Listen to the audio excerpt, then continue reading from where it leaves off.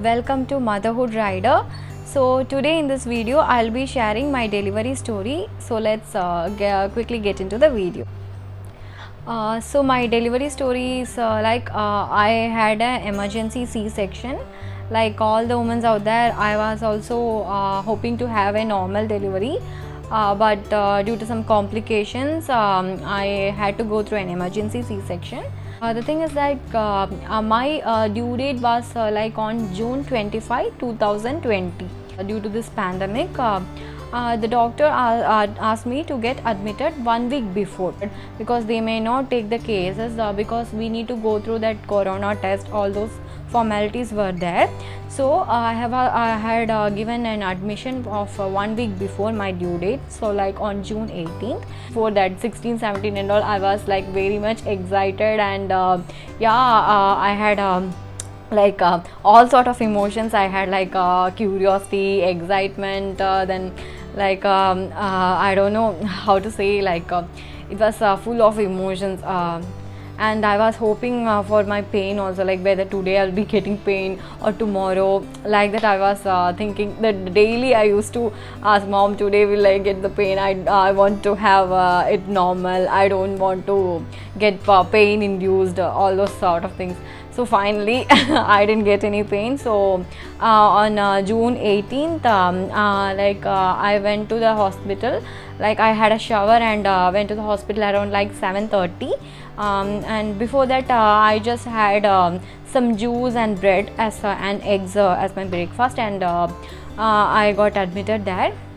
And they induced my first dose of pain around like 9 o'clock in the morning. Okay, so they will be inducing three pain doses of pain will be induced, and still then we didn't get the pain, or there is prolonged labor or any complication, then they will be doing an emergency C-section. So they told me in that way.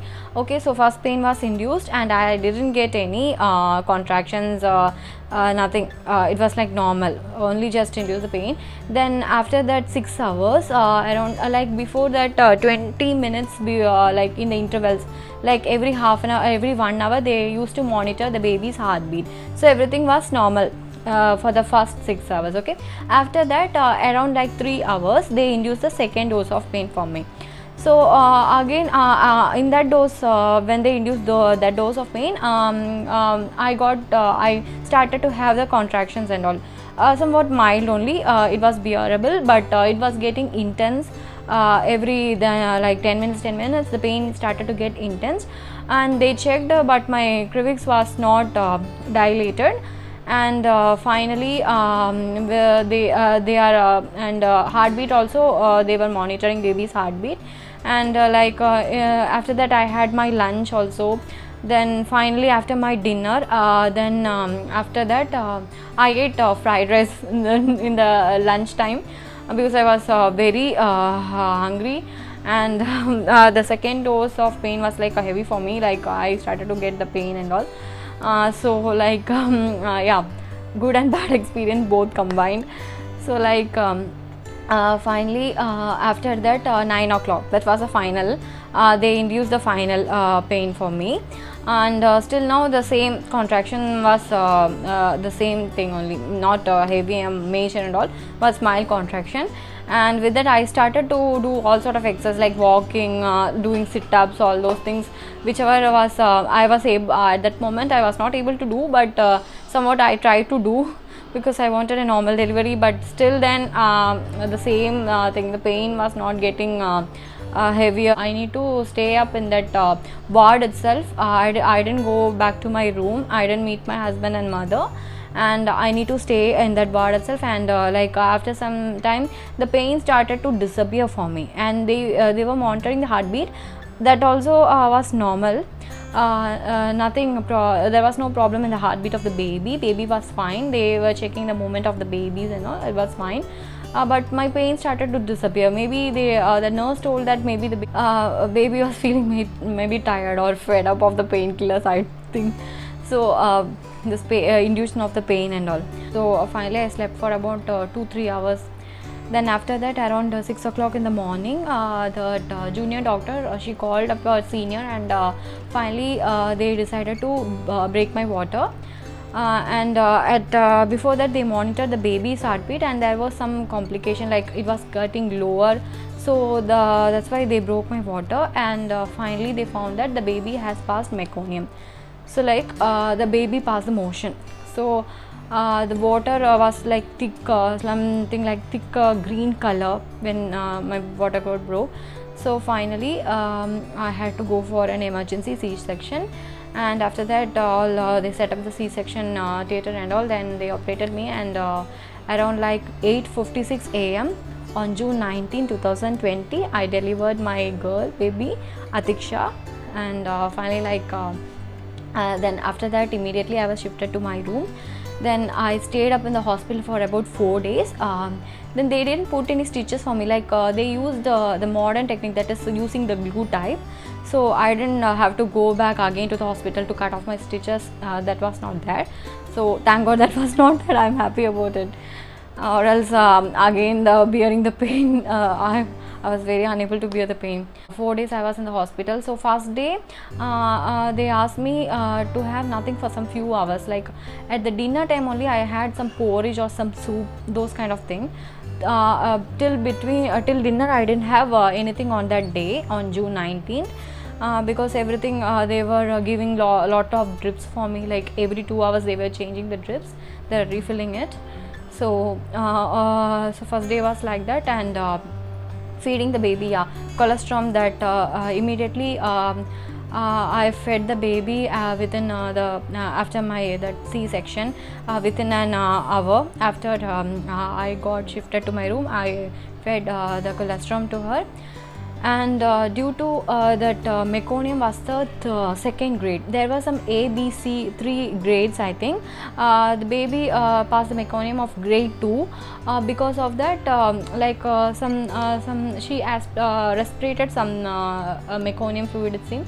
So they need to put the baby in the incubator for some hours. Then later it was fine, everything was fine, thank God. Like it was grade 2. If it has been grade 3, means it will be it might have led to much more complications, I think. So they monitored the baby in the incubator for about 2 hours. Then finally she was also with me.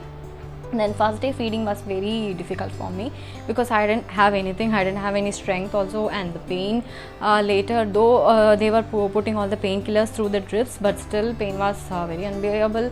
I was unable to walk also. I was first day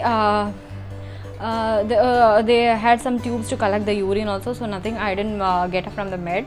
Then second day onwards they asked me to walk till the washroom, and a little bit of walking they asked me to do, but I was unable to do.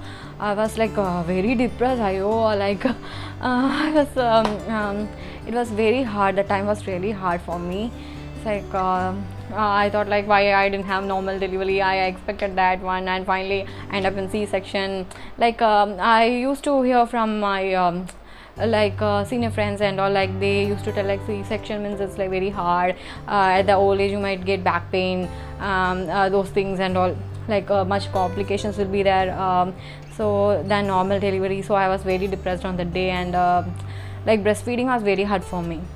So I got the sore nipples, and like pain in the nipples also I used to get. Then it was very difficult for me. Then later on the fourth day onwards, I started to feel better. Like I wanted to go home soon because of the corona, the nurse and all coming to the room and taking the baby to the vaccination room and all. Like I felt very depressed also. Like one thing is that pain, cesarean, that pain. Then breastfeeding also it was painful. Then unable to sleep due to the pain. Then coronavirus, I was feeling very depressed, and I had was afraid that whether it would get spread to us. So I wanted to go back home as soon as possible.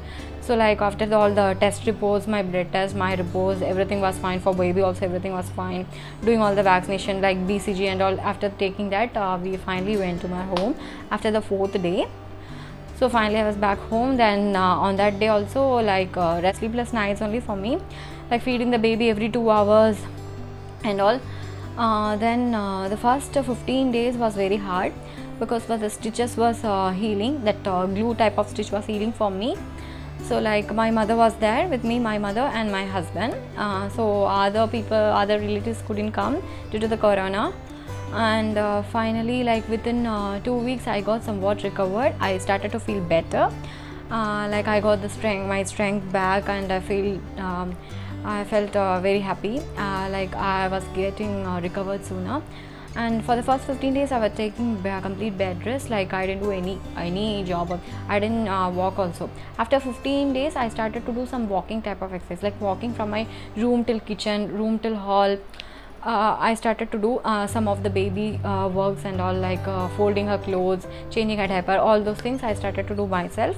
And after 1 month I started to feel much more better, and within 2 months I started to feel better. Then my mother went back to her town, like, and I started to take care of all household activities and taking care of baby, and making her bath and all, everything I alone was doing. So I did all the things.